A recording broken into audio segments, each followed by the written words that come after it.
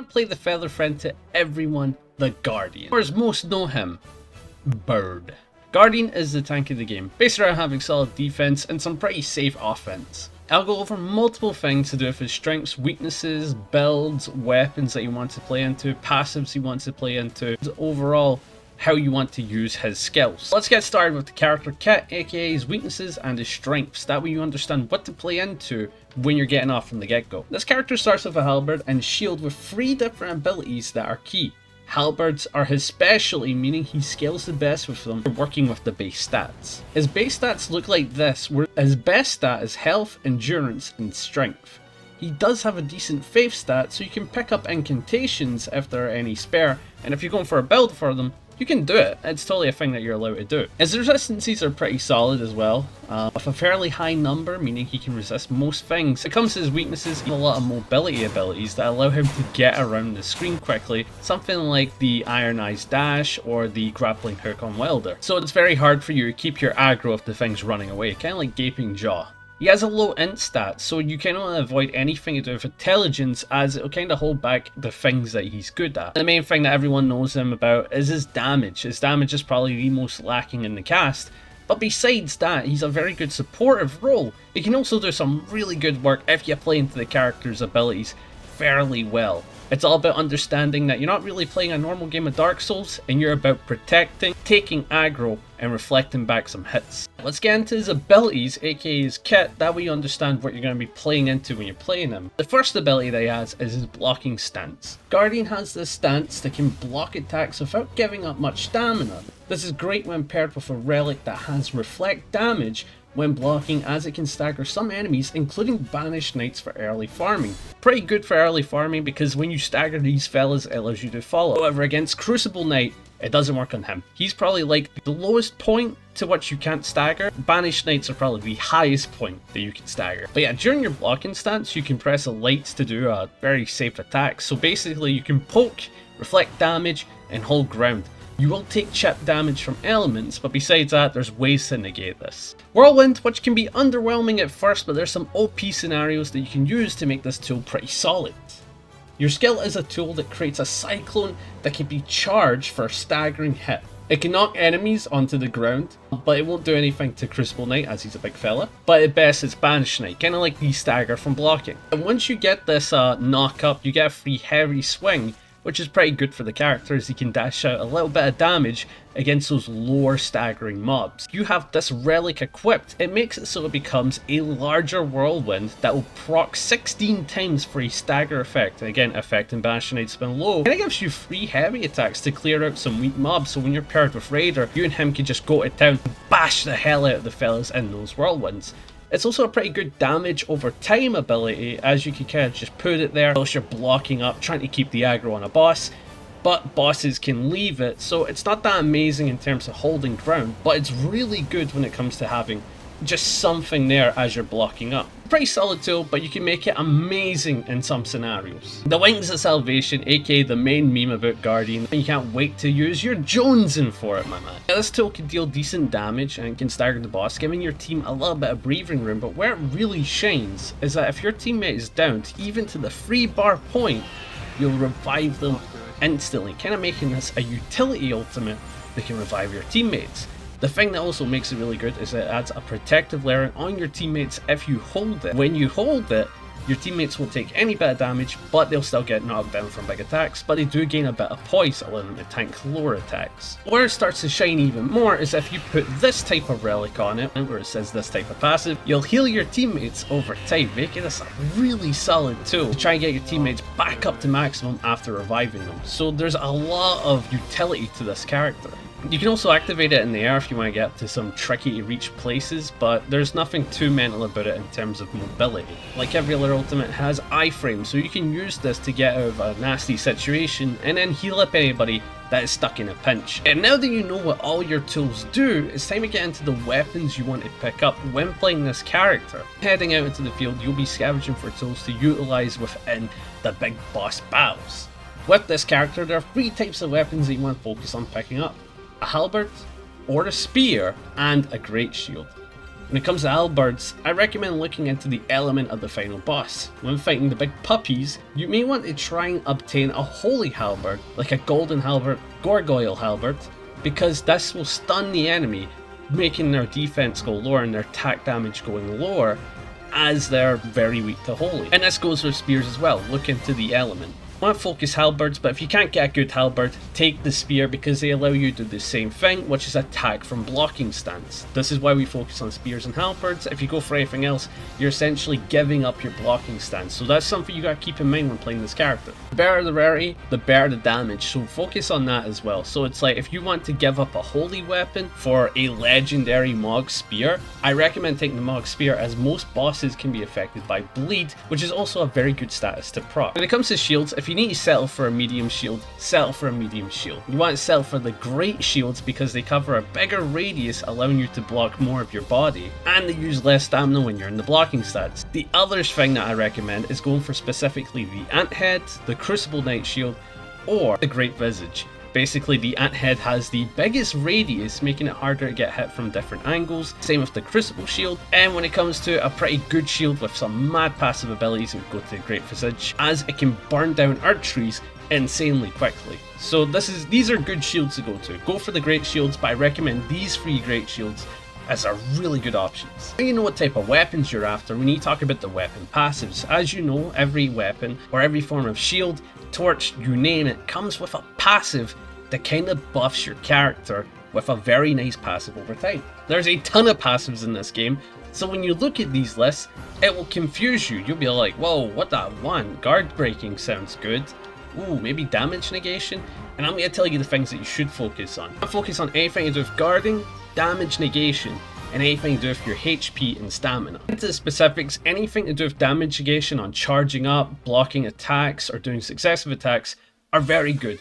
But anything that says casting spells is not worth it most of the time, as you will not be casting any spells. Of course, if you see any passives to do with raise health or stamina, that's an also very easy good pick to go towards, as the more health, the more stamina, the better. It says improving guarding ability is a no-brainer, as it will use less stamina when you're blocking. A very easy go-to unless you block for longer. One that may look enticing is guard breaking. You think it may be a stance break that allows 4 critical hits. No, I do not recommend it, because what it means is that you'll break guards as in shields. So if an enemy has their shield up, you're more likely to break it.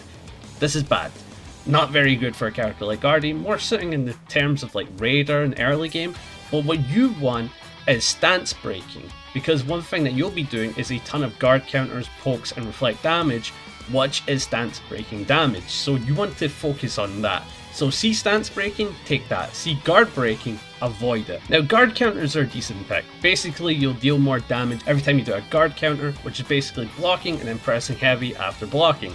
This can be done from blocking stance. In fact, there's 2 passives, which is Summoning Skeletons, which deals good stagger damage, or the Holy Explosion, which again does good stagger damage and specifically does holy damage. So if you need holy damage, that's a good option. So if you see those passives from the big bosses or the day 1 and 2 bosses, they're a very easy go-to if you're running a guard counter build, but that's up to you. Now, anything to do with poise, it seems like a pretty good option. The poise makes it so that you're less likely to get knocked in your ass when taking a hit. However, when it comes to some characters, you'll always get knocked on your ass. For example, this asshole that everybody recognizes, Bell-Bearing Hunter, on most attacks will basically knock you down. In some cases it's not worth it, but in some cases it lets you heal while taking light damage, like an arrow to the neck while healing. So, you know, it's not that bad, but I wouldn't recommend it. But if it's the only one that seems good, take it. Anything to do with this one, deal more damage holding 2 ornaments, very good. Anything to do with 2 handling is very bad. Requires you to not use a shield, aka you're missing out on half of your character's toolset. HP restoration on when you're using your heals is very good, because it makes it so 1 flask will heal you to max, which is very useful for this character that has 2000 health when you're fully leveled. And those are the important ones, but the ones that I recommend avoiding, like the Plague, essentially less likely to be targeted, or ones that deal more damage, ones that do elemental damage, and ones that focus on 2 handling and FP. You don't need FP with this character. For the fun part, and that is builds. Let's get into it, and we're going to be talking about my favorite one to use, which is the Hey Over Here build. Yes, they've all got names. No, they're not that creative. This build prioritizes the enemy's focus. I recommend everyone to do the Bird's Remembrance, as this gives an important relic that gives you 2 of your character's passives, aka healing and reflecting damage, meaning you can focus on getting a whirlwind with another passive, and then with another relic you can just do whatever the hell you want. And with this one, I recommend putting this on, which makes it so that whenever you're guarding, the enemies focus on you. And because you're reflecting damage, doing the poking, you're focused on your health and stamina if you can. This is good, because this is basically a build that focuses with aggro. So you want to make sure to have all your character abilities, like the whirlwind, because that will proc aggro, ultimate, because that will heal, and reflecting damage, because that procs aggro. And this little ability that I only have on 1 gem, so I'm a little bit unfortunate because it's on a red one when there's not many good red one builds to do with this character. This is a supportive build about taking aggro. At the end of the day, you're saying, hey, over here buddy, I'm taking your aggro, and basically that's what you're going to be doing. You're going to be reflecting damage, you're going to be poking, you're going to just hold the ground as your teammates get to do whatever the hell they want. So this is a good supportive build if you want to take ground and you want to just hold that. Focus stamina if you can, focus HP if you can, and basically that's all you're doing. You're just holding ground, you know, you're not even like dodging or anything like that, you're just holding ground. That is it. Focus damage negation if you can, I'll say that. The next build is Poison. This is essentially a damage build, so if you want something that will build up your damage, I recommend putting on this relic, which inflicts your starting ornament with poison, and try put on other relics that will boost damage when poison is affected. Try get the character skills if you can. Again, the Witch's Brooch, pretty good relic for this. And essentially what this is that you're going to do the poking attacks to proc poison, and this will deal more damage. You'll deal damage over time, you're going to do reflect damage, and you're going to do whirlwind damage, and it all adds up to deal damage over time for some pretty good just damage. That's the focus. It's damage. It's damage. You'll be less supportive. You're going to be less like aggro based. You're just going to be doing as much damage as you can. So if you want to try keep up with the rest of the other characters in terms of what they do, I recommend try set this up, as this is a pretty good passive, pretty good build. There is one weakness about it, is that you're focusing on your starting ornament. That means you need to go to caves and upgrade this ornament to make sure it keeps up. You can trade the shield, but the starting halberd needs to be buffed. So get the smithing stones, buff it up to legendary, and you're good to go. The stagger build, aka the counter build, or predictable for all of the fighting game fans. This build is based around doing the counter attack from guarding, the one where you press block and then press heavy when you've been hit. After countering, you'll do a big rush up with your halberd if you charge it, and it'll deal some good damage. I recommend try get these passives while you're in the game, which makes it so they'll do a skeleton summon, which does stagger damage, or the holy explosion that I talked about earlier. Is that with this relic here, it focuses on your damage from guard counters, as guard counters are a really good way of dealing stance damage with this character. A stance breaking build and a counter build. You're going to focus on your stamina, you might not even focus on your relic abilities, maybe whirlwind at best and reflect damage. You may not need the healing. But the thing that you're doing is that you're focusing on your health, stamina, and just dealing as many guard breaks as you can, because that is where the stance absolutely shines. You're just breaking stance 24/7. Also, I recommend taking this relic if you can, which makes it so that you'll get the Bloodborne passive. If you take damage and hit someone, you get your health back. And considering you're reflecting damage, whirlwinding, summoning, or doing the holy explosion, and doing the guard counter, which does some chunky damage, you're going to get back your health, and you're in a stance break, allowing for the crits. And again, if you could get the critical, I recommend giving it to the Duchess on your team, as this is a really good build if you're working with a Duchess. But if you're not working with a Duchess, go for the crit, get your damage. And this build is just pretty good if you want to go for constant counters and striking back. We'll talk about the bosses that you do well into, and basically where you're going to be focused if you're playing this character. And to get started off, the 3 dogs. You can take their aggro pretty well, you can block everything they do pretty well, but when they do that fire burst, you have to dodge. Besides that, you're good to go. Dodge the throw, dodge the fire, and block everything else, and that's you doing your role. You can't block the fire if you want, it's just heavy chip damage. Gaping Jaw, where you can block everything pretty well until he does his install where he's got the gravity mode, and when he does the gravity, he does a ton of chip damage. You can block all of it, but you gotta make sure to have that HP restoration on block or with the striking, that way you can stick in for longer. The cricket and the moth. I think it looks like a cricket because of its wee legs, but people call it a scorpion, and I get it. With the scorpion fight, if you're playing with a team, essentially you're gonna take the scorpion away as your team focuses on the moth. And it's very easy, all you have to do is block them, poke them, block them, poke them, and that's it. Flip and repeat. until you get to phase 2, where basically you're going to try to do your best with the same thing, but every time the moth does something, you're going to dodge. So there's some clear indications. You're going to block everything the scorpion does, and you're going to dodge everything the moth does. There's a big pain in the ass, and that's Augur. Basically, he moves way too quickly for you to keep up. You don't have mobility things like Welder or Iron Eye. So you kind of just have to respect the spacing that he does, and I recommend try to stick him whenever you can.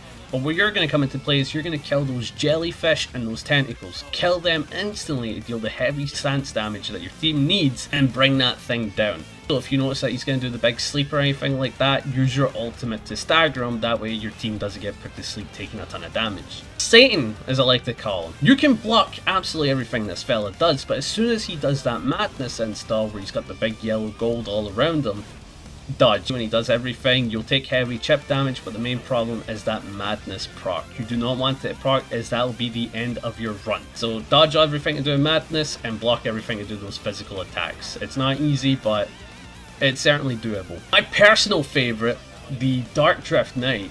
Absolute hype fella. He does a ton of chip damage with those holy power abilities, or the big slams he does when he gets the arm tentacle. Besides that, it's a pretty good one that you can block the entire time and just fight with him. He doesn't have a single grab, and the thing you need to focus on is as soon as he brings up that thing, start charging up and try to break his guard. Bash him in to make sure he doesn't slam that down. Now the dragon ain't too much of an issue. This dragon does a ton of stalling and you have a ton of health, so you can kind of just take whatever he does. He might frostbite you, but like, who gives a damn, right? You have a ton of health restoration techniques. You've got one of the best ultimates in the game for dealing with him. I recommend just playing passively the entire time, rush him when he lands, and if your teammates go down, focus them, make sure they get up. You're going to go down, or you might not at all, but this boss fight's fairly easy. I've still to lose to him. I know some people find him difficult, but I've still to lose. I haven't lost once to this boss. Night Aspect is probably your best boss fight. That's right, Guardian does insanely well with the Guardian Aspect, and that's because he can block essentially everything without taking chip damage. And as soon as he gets into the install, there's only a few attacks that deal chip damage, but, you know, they're very difficult to roll, so, you know, you can block them. When it comes to fighting this fella, it feels hype just taking them on, blocking absolutely everything, and fighting the hell out of them. It's really hype. It is a really hype fight. I hope you guys liked and subscribed. If you guys want to support me, be sure to check out the membership system. And yeah, first time making Elden Ring content. I want to do more because it's a very fun game. I really enjoy it. But I hope you guys have a really good time and learn how to bird up, my lads. What can I say? What can I say? But peace out and have a good one. I'll catch you next time. See ya.